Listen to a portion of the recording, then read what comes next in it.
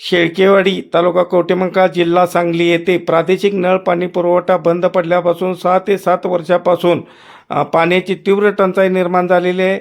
जलजीवनचे रखडलेले काम गेल्याच वर्षी पूर्ण झालेले होते, पण जलजीवनच्या विहिरीमध्ये मोटर टाकून पाण्याच्या टाकीमध्ये पाणी सोडण्यात येणार होतं. ते आज काम पूर्ण झालेलं आहे.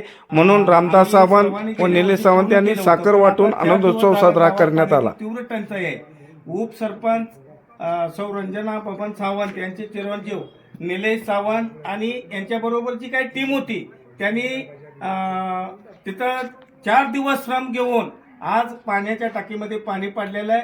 त्यांचं आज साखर बनवून स्वागत करण्यात येत आहे.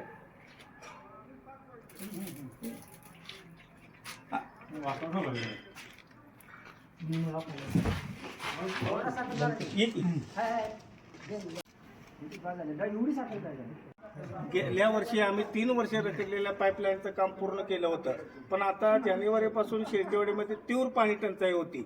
आता 4 दिवसापूर्वी त्या जलजीवनच्या विहिरीतून पाणी चालू करून पाण्याच्या टाकीत पाणी सोडलेलं आहे.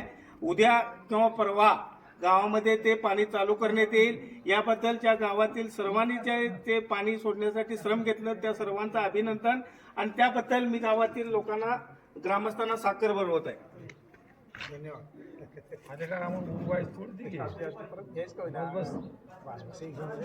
याबद्दल साखर आले की गावाचे टूट आपण मग काय आपण बोललो काकू तर सुधर गेलाय काय आधी कशाला द्यायचं का ते लग्नात तर आलती का काय तर तसं नाही. मी होतो की तुम्ही होता तू दोघं होतं की. ओके.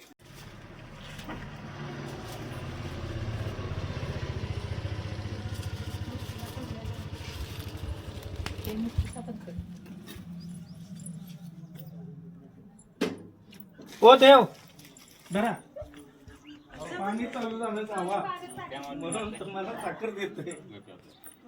ओके, धन्यवाद. नमस्कार, मी रामदास सावंत. आमच्या शेळकेवाडी गावामध्ये जलजीवनचे काम 3 वर्षापासून रखडलेले होते. शेळकेवाडी आगळगाव तलावाच्या खाली विहिरीसाठी एका शेतकऱ्याकडून जागा घेण्यात आली होती. त्या विहिरीचे सुद्धा काम पूर्ण होते, पण पाईपलाईन गावाशेजारील शेतकऱ्यांच्या प्लॉटमधून शेतीमध्ये येणार होती. त्या शेतकऱ्यांनी ते अडवणूक केले होते. त्याबाबत माननीय तहसीलदार व माननीय न्यायालय लढाई चालू होती. न्यायालयीन कामकाज चालू असल्यामुळे जलजीवनचे काम 3 वर्षे रखडलेले होते. पण मी स्वतः रामदास सावंत यांनी याबाबत सर्व दक्षता घेऊन माहिती घेतली, तर त्यामध्ये असे दिसून आले की पाईपलाईन ही मुख्य रस्त्यालगतच घेण्यात आली पाहिजे होती. येणाऱ्या पुढील पिढीसाठी, गावासाठी, ती दुरुस्तीसाठी किंवा रिपेरिंगसाठी ते योग्य होणार होतं. म्हणून गावामध्ये ग्रामसभेमध्ये ठराव घेण्यात आला, सदरची पाईपलाईन मुख्य रस्त्यालगतच येऊन ती पूर्ण करण्यात यावी.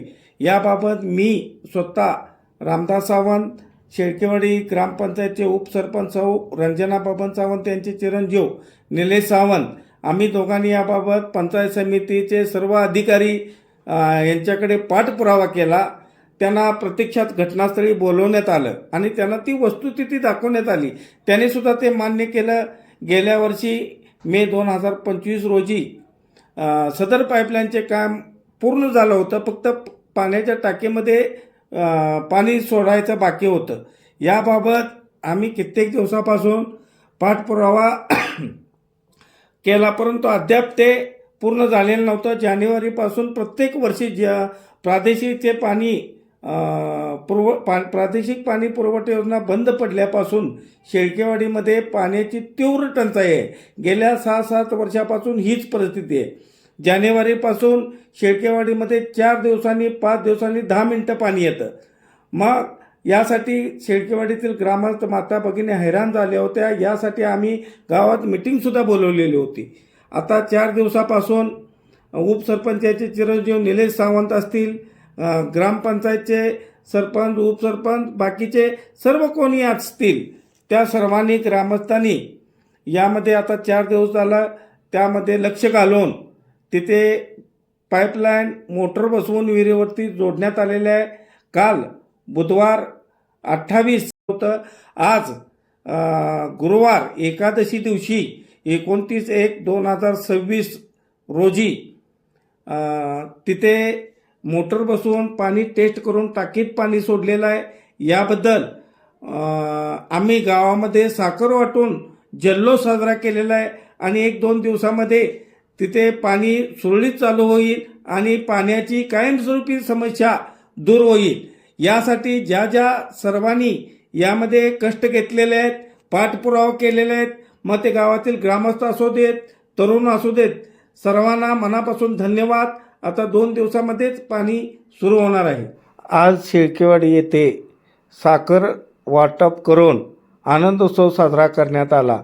निलेश सावंत, रामदास सावंत यांनी ग्रामस्थांना साखर वाटून आनंदोत्सव साजरा केला.